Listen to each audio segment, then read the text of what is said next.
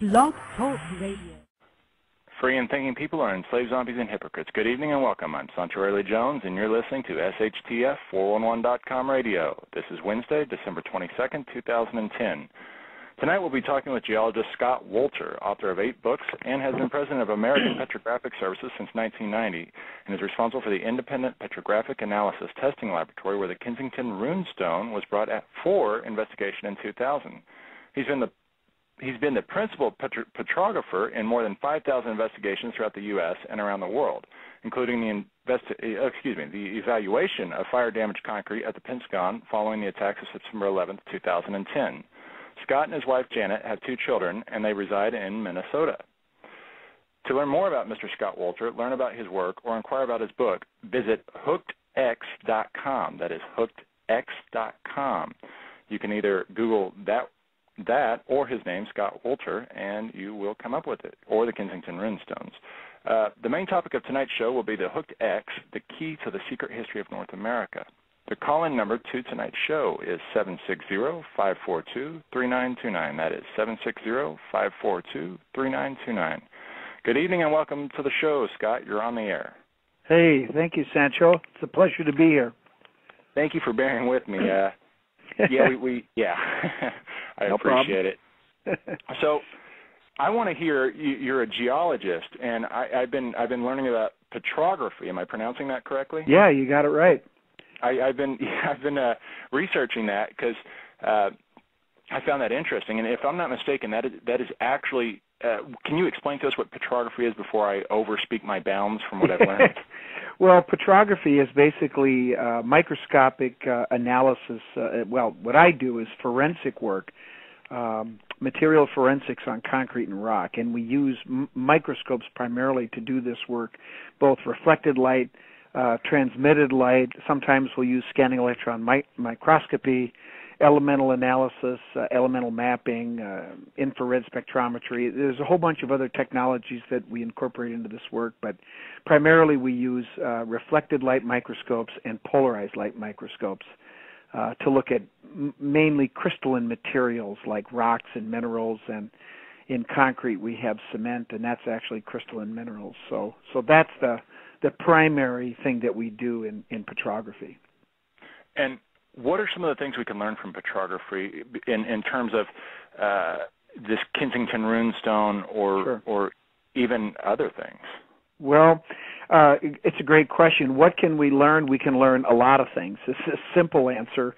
In the case of the Rune Stone, and really in the case in any investigation that we undertake, and it's kind of funny that we're having this interview today because literally this morning I arrived from a trip to the East Coast, and yesterday I looked at an inscription that was found this year in Rhode Island, and it's a Latin inscription, and it's very interesting from the standpoint is when I look at these things like petroglyphs or inscriptions, I look for weathering or evidence of age, and I saw it in this inscription.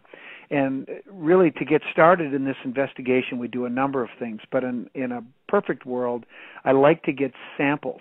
And this isn't from the inscription. This is from a part of the rock that we can cut up and make samples. And the first thing we want to do is identify what is this rock made of? What is the mineral composition of this rock? And once we know what kind of a rock it is, then we can begin to understand how it will weather or age over time, and specifically, how do the man-made surfaces, an inscription, a petroglyph, whatever, how will that weather over time? And you have to know what the rock is, first of all, and then, of course, the context or the environment that it's been in, and, of course, the provenance at that point becomes very important. But if all those things come together and we have good historical information, we have the right mineralogy, we can in many cases tell you something about how old that is. Now, the topic of, you do have rock books, agate books on different agates, which I was looking at the prices on those agates that you have on your site, and all of a sudden I saw a career change. No more internet time for me. I'm rock hunting from now on. All right. We'll take you. Come on over. I hear they're on the Oregon coast, so. Yeah, there are agates are a lot more common than people think. We have a very beautiful agate that's our state gemstone in Minnesota, the Lake Superior agate, but there's many different kinds of agates found in the United States and around the world. They're beautiful, and they're actually quite prevalent, although you want a real good one, they're tough. they're hard to find. Well, I saw one that you had advertised. It was in the palm of your hand, and it was $1,000, and I was yeah. Well, it's like any other collectible. The best of the best, it starts to get the price can go up real quick, and when you have the absolute best, it boils down to whatever someone's willing to pay for it, and it can get crazy sometimes. Oh yeah. So you're a geologist. How do you go from being a mainstream geologist to studying things like the Kensington Rune Stone, and the developments and the down the line repercussions or expansion of that? Well, that's a great question. By accident is the answer. I mean, as I said, I primarily do material forensics on concrete and rock, and most of what I look at are problems associated with concrete, like cracking, low strength, scaling, fire damage, those types of things. And what they want to know is what caused that particular problem to happen, and the real answer they want to know is whose fault it is.